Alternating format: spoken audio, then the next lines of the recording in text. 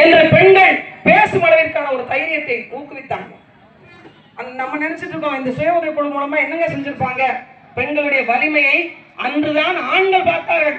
இவர்களுக்கு பொருளாதாரம் என்றால் என்னவென்று தெரியும், சேமிப்பு என்றால் என்னவென்று தெரியும் என்று. இன்னைக்கு நடக்கக்கூடிய பாலியல் வன்கொடுமைகளை ஏற்கனவே இருந்த இந்த அரசுகள் கடந்து செல்வது ஏற்க முடியாது. நான் மீண்டும் சொல்கிறேன், நீங்க கேட்கலாம் உங்கள் ஆட்சி காலத்துல இதே அதிமுக ஆட்சி காலத்துல பாலியல் வன்கொடுமை நடக்கலையா என்று. ஒவ்வொருத்தர் பின்னாடி ஒரு காவல்துறையை போட முடியாது. அவர்களுக்கு இந்த தனி மனித ஒடுக்கம் தேவை. அந்த பாலியல் வன்கொடுமையை உண்மையான கண்டனத்தோடு பதிவிடுகிறேன். ஒரு தவறு நடந்தால் அந்த தவறுக்கான தண்டனையை பொது மனிதனாக இருந்து நாம் வழக்கு நடத்தினால் கூட தவறாகி விடும் என்று வழக்கை சிபிஐக்கு மாற்றியவர் ஐயா எடப்பாடி அவர்கள். நீங்க ஏன் அந்த மாதிரியான ஒரு விடயத்தை எடுக்க மறுக்கிறீங்க? எங்க கேள்வி அதுதான். பாதிக்கப்பட்ட பிள்ளைகளுடைய வழக்கை எடுப்பதற்கு கூட ஒரு காவல்துறை பயன்படுகிறது என்றால் இது எதை நோக்கிய பயணம்? எல்லாம் செல்வந்தர்களாக வாழ்றோமா? ஒண்ணு வேண்டாங்க, என் புள்ள நல்லபடியா நோக்கு பார்வை இருக்கிறது என்ற ஒரு அரசை தேர்வு செய்யணுமா இல்லையா? உங்க எல்லாரும் வேண்டி கேட்கிறது, இன்னைக்கு விலைவாசியை பாருங்க. இன்னைக்கு விலைவாசி எப்படி இருக்குன்றத பாருங்க. நேற்று என்னன்னா ஒரு பொருள், ஒரு பருப்பு 100 ரூபாய் விற்குதுன்னா அடுத்த நாள் 105 ரூபாய் விற்கும். எங்க போகுது காசு என்றா தெரியல.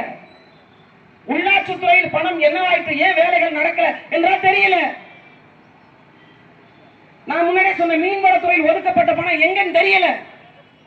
இந்த கூட்டுறவு சங்கம் நலவாரியம் இதை தவிர என்னங்க இருக்கு? என்ன இருக்கு? விவசாயிகளுக்கு ஒண்ணுமே நடக்கலங்க.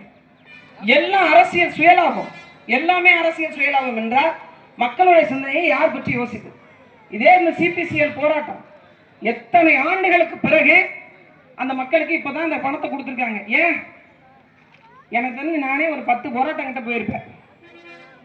பல நாள் கணக்கான போராட்டங்கள், ஒரே இடத்துல உட்கார்ந்து போராட்டம் பண்ணல. இப்ப கொடுத்திருக்காங்க.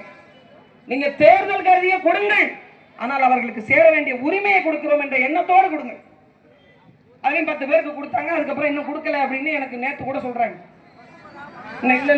இல்ல இந்த கார்டு வழங்குவாங்கல்ல போட்டோக்காக பிரஸ்க்காக, அதுல எப்படி ஆக்கி கொண்டு வந்து வச்சிருக்காங்க பாருங்க.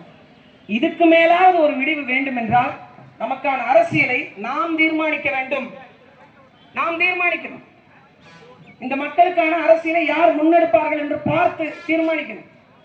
எங்க அண்ணன் விஜயேந்திரன் அவர்கள் சொன்னது போன்று ஒரு பிரச்சனை, நானே பல இடங்கள்ல போயிட்டு வெளியூர்கள்ல வெளி தொகுதிகளில் நான் போட்டிட்டு இருக்கிறேன், இல்லை என்று சொல்ல. ஆனால் அந்த களத்தில் பணி செஞ்சவளாக, அந்த களத்தில் பொறுப்புடைமை இருந்தவளாக நான் போய் நின்றுக்கிறேன்.